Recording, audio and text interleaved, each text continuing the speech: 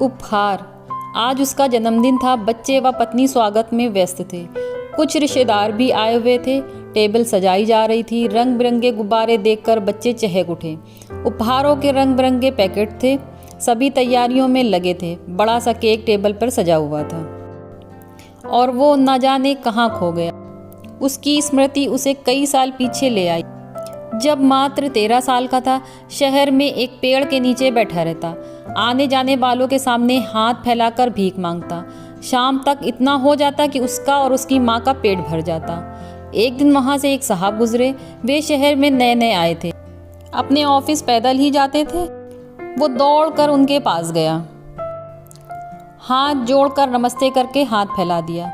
उसे कुछ ज़्यादा ही उम्मीद थी कि साहब हैं तो 20 का नोट तो हाथ में आएगा ही, लेकिन ऐसा नहीं हुआ। उल्टे उनके भाव से साफ जाहिर हुआ कि उसका इस तरह से हाथ फैलाना उनको बिल्कुल ही अच्छा नहीं लगा। फिर भी 5 का सिक्का हथेली पर रख दिया। 1-2 दिन तो इस तरह रोज़ मांगते रहने पर उन्होंने कुछ नहीं कहा। 2-5 रुपए हाथ में रख दिया करते, पर उनके मिजाज से लगता था कि उन्हें भिखारियों से नफरत है। एक दिन उन्हें गुस्सा आ ही गया। बुरी तरह से डांट दिया। कहने लगे, शर्म नहीं आती भीख मांगते हुए? अच्छे भले सेहतमंद हो, मेहनत करके खाओ। तुम्हारी तरह सभी भीख मांगने लग जाएं तो देश में कमाएगा कौन? हमारे देश में जितने भी भीख मांगने वाले हैं, अगर मेहनत करने लग जाएं तो हमारी अर्थव्यवस्था को काफ़ी गति मिल सकती है। साहब के चेहरे पर गुस्से को भांपकर वो चुपचाप गर्दन नीची कर पेड़ की तरफ लौट गया। अब साहब उसे रुपया नहीं देते। वो दौड़कर उनके पास भी नहीं जाता, बस पेड़ की छाया में बैठा रहता। साहब भी तिरछी नज़रों से घूरते हुए तेजी से निकल जाते। एक दिन साहब खुद उसके पास आए, पास बैठे और हालचाल पूछा। उसे लगा आज साहब मूड में हैं, उसे 20-50 का नोट तो देंगे, पर ऐसा नहीं हुआ।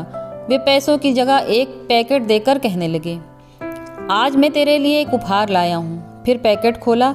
उसमें से निकली वजन तौलने की मशीन। उसे देते हुए बोले, आज से तुम्हें भीख मांगने की ज़रूरत नहीं है। ये मशीन सामने रख देना, लोग अपने आप तौलेंगे और तुझे 5 रुपए देकर जाएंगे। इसे तुझे किसी के सामने हाथ भी फैलाना नहीं पड़ेगा। तुम अपने मेहनत की खाओगे। कहकर उन्होंने गाल पर हल्की सी थपकी दी और चले गए। उसकी आंखें भर आईं। अब वे हमेशा उसके पास खुद रुकते, उसका हालचाल पूछते, उसकी दिन भर की कमाई का पूछते। कभी कभी हंसकर मजाक में कहते, पैसों की बचत करके रखना, तेरी शादी जो करनी है। धीरे धीरे पैसों की भी बचत होने लगी। इसी बीच चाय की दुकान खोल ली। दुकान चल निकली तो धंधे का विस्तार कर लिया। आज भरा पूरा परिवार, पैसा, गाड़ी, अच्छे दोस्त, सब कुछ हैं। किसी चीज़ की कमी नहीं है। पर साहब जाने कहाँ होंगे। उनका तो कुछ महीनों बाद तबादला हो गया था।